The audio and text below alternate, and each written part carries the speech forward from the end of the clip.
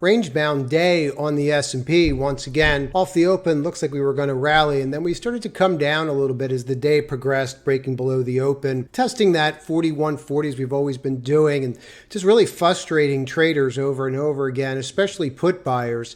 Every time it looks like we're about to break, we just wind up bouncing right back off of that level, and that's a key indicator that we're getting a little frustrated. There are several key levels we have to go over on the indexes. There are several names that have come out with earnings this evening, so let's get to it. Hey everybody, we have a lot to go over, so let's get into it. So 4140 continues to hold, which is pretty good. We want to see that. We want to see that we still have some support there, and that's pretty glaring, that 4140 level. I would like to just see maybe a washout and stop fighting the same levels over and over again.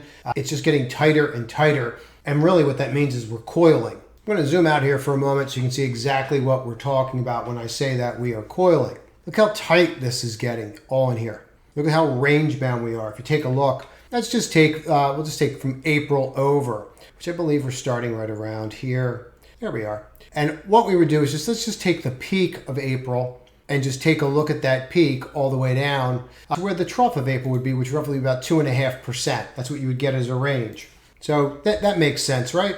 And then we just kind of count back and go, okay, well, here's March. And then we look at March and go, okay, well, here's the trough of March to the peak of March. Okay, well, that is a very different range of about 8%. Now, we had some news in March, so let's take March out of the equation and just look at February, and you'll see where I'm going with this. So here we are in February.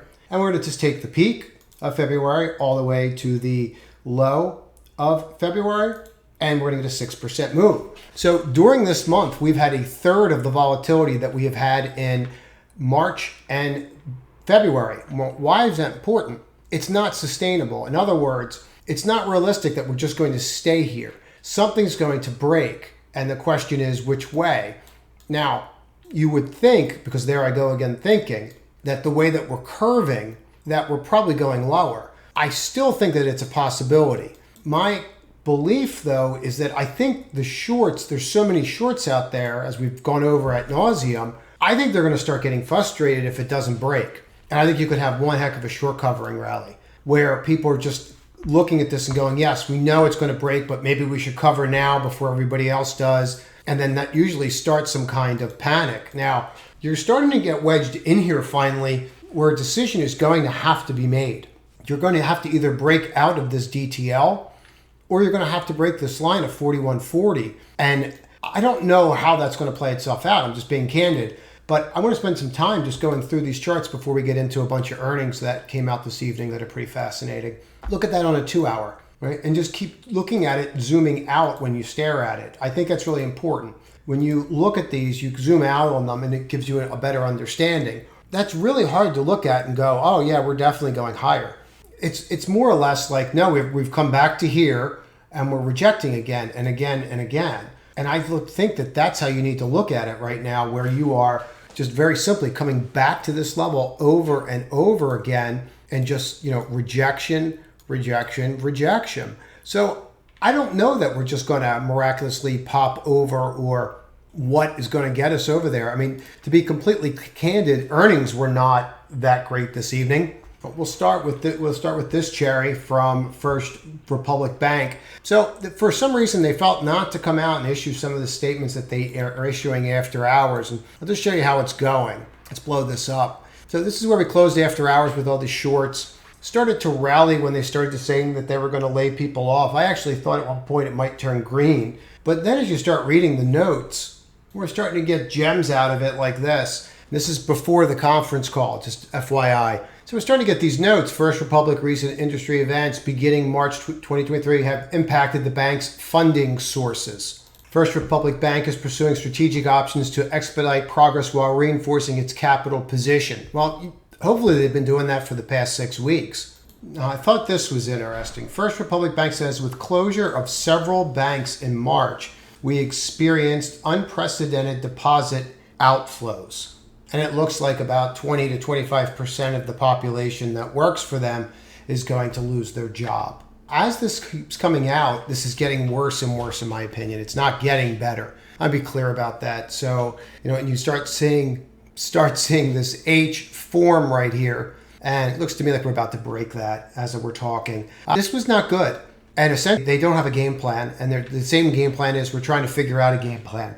They need a game plan, and they don't have one. And this is not going to quell people's fears at all. It's going to add to them, in my opinion. Now, this is a huge short position, so I would think you'd see some kind of rally, but we just have not seen any kind of rally whatsoever.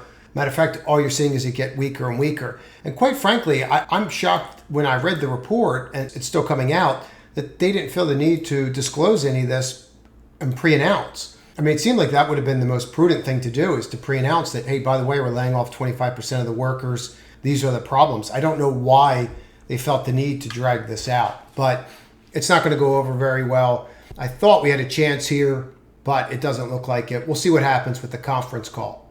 Now, before we drill into this, I just want to get a sense of this from an hourly, and then we're going to get into our levels on a more of an intraday basis. But you can see right here over and over again, this 13.2, it's just kryptonite. So for whatever reason, we're having a real tough time with that 13.2, and we're just not able to get through it. And we just have to realize it is what it is. And then as we continue to work on it and see how we act, we just kind of keep drilling into it over and over again, right? And all I'm doing is expanding these out, and I'll just leave it at a 5. But if you go out here and you take a look at the 24th, which really starts here, and I like using the futures because obviously it's continuous. You see how we act off the open. Everybody gets giddy, and then what? But you think we're going to break, and what do? Comes right back to a key level, pulls back. I mean, this is such textbook stuff too, guys. So literally all they do is come here, rallies back up, pulls back, right? You always hear about these retests. This was one, and there was your buy. It was right there. And then from there, it just lifted and pushed for the rest of the day. What's so fascinating to me is how many times you can do this, how obvious these setups are. It just seems like they're so obvious that they're going to stop at some point, but they're just not stopping. And the market in and of itself, take a look at this on a 4-hour. Look how tight, let's clean this all off. Look how tight that's getting. Okay, this is all of April. That whole thing is April. And to put that in perspective, okay, this, and I'll just do it from March on. Well, that's going to be a little too high. Hold on, let me clean that one off. I'll show you where I'm going with this. So that would be the peak of March.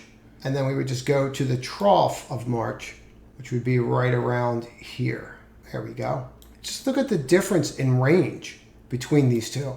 I mean, it's absolutely staggering when you look at it that way and realize that this is where we were all throughout March and this is where you are in April. It's somewhat staggering, and it's just the way that it's been. We keep waiting for it to break, but it's just not breaking. So we're going to continue to watch that 13,000. So now we just take a look at it from a Q perspective and play devil's advocate. And let's just say this is one big flagpole. And here you are consolidating.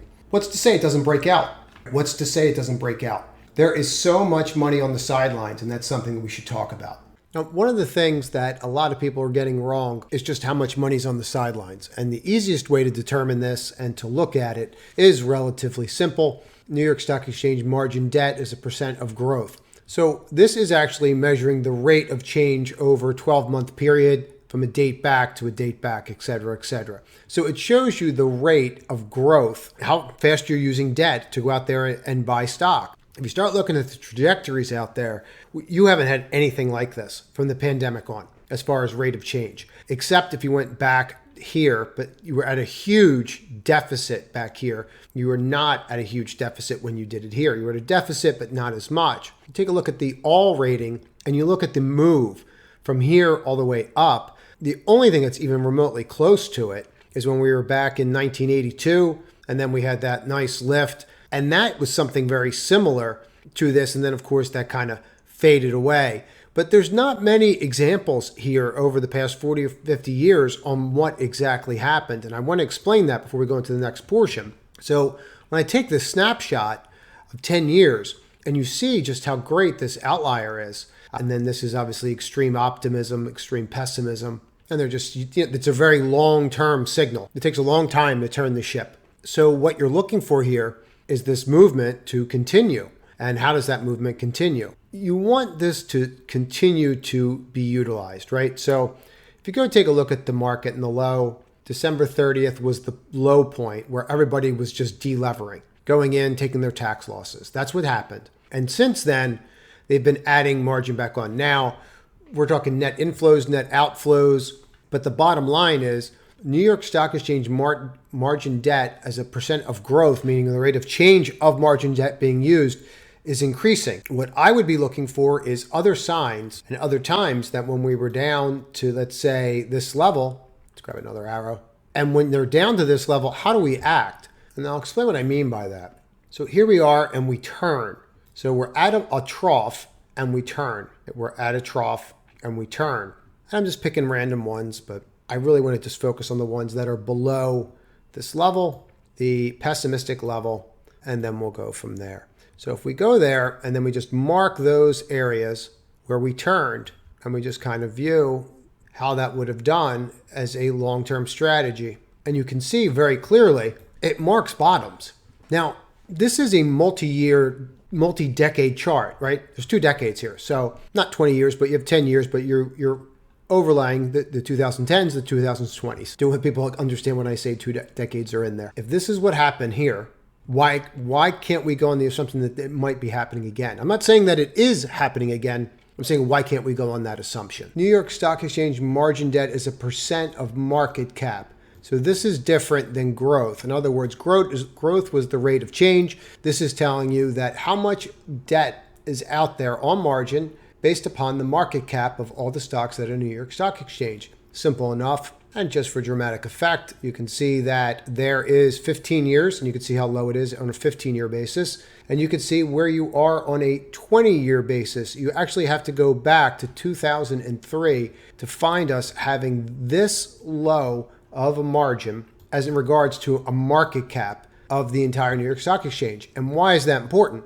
Because it's just telling you that there's that much cash on the sidelines, meaning if they wanted to go out there and they wanted to margin, in other words, increase the amount of stock that they could buy, if there's a tremendous amount of dry powder out there. Now, if we take a look going all the way back to the 50s, you can see that there was obviously a lot less borrowing going on. So you have to look at it in a relative basis, right? And then you can see how the leverage just increased over time. For our purposes, we're going to stay focused on this 20-year and just realize that it's pretty staggering where you're at and that there is a tremendous amount of dry powder. Again, they have to put the money to work, but it's there.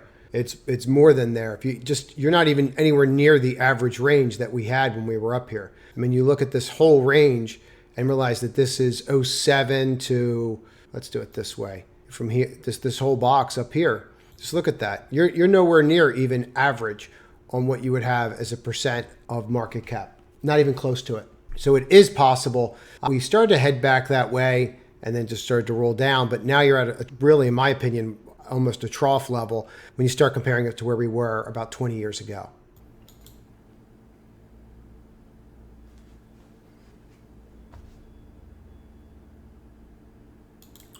Tomorrow before the market opens, Spotify will come out with earnings. I would watch this tomorrow morning and watch how it acts. You had a really solid move last time. Their cost cutting and what they did with podcasts was absolutely huge. I think you could have follow through on that. Pardon me. I think you could have follow through on that. And that's something that I would continue to watch. I do like this name. I do want to see it get through this 137 level. So if you're looking for a level to remember, there's your level 137. You want to see it get through there. And then we can kind of see how it acts from there. But this one's tomorrow before the open. Halliburton is tomorrow before the open. You're going to want to watch that as well. You're going to want to pay attention to what they say about future endeavors, especially dealing with Ukraine. If they talk about future prospects in the right way, it could absolutely help that whole oil service industry, not only Halliburton, but Schlumberger. So remember that and remember to watch those tomorrow. Raytheon as well, they're going to have to replenish the amount of munitions that they sent over to Ukraine, obviously. So I would expect them to be talking about some large orders, and we could see an outsized move there. And of course, Visa. Now, the thing about Visa that's always interesting is you really just want to see receipts, and you're really just trying to gather the information on where the spending's going. And I think that's really important. Now, a couple that are not coming out with earnings, but I think we should discuss. Now, Tesla is not coming out with earnings, but I think that we need to discuss this very briefly. So this is your neckline. and you are just unable to rally anywhere near that neckline. You're just unable. Let's lift that up a little bit. You're just unable to get anywhere near over that.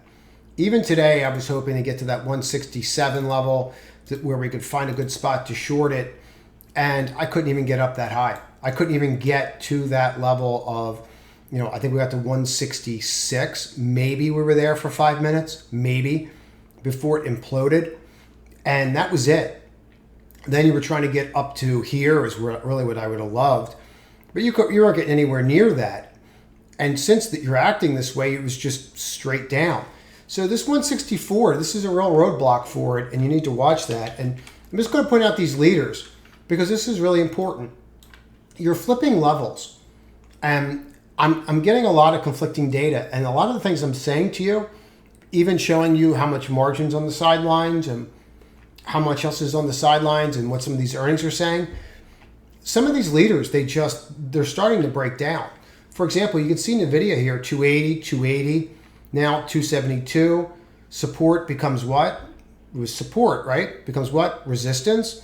Okay, so now that's resistance. Now you're shorting in the 272, okay, instead of shorting into 280.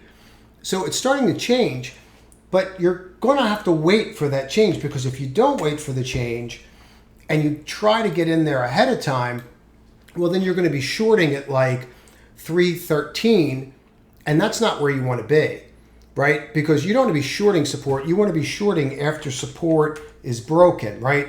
Because then if you're shorting into this, well, then you could use something like this as an area that you could have as a stop. So I hope that's helpful. Any questions? As always, reach out. Trade to win tomorrow.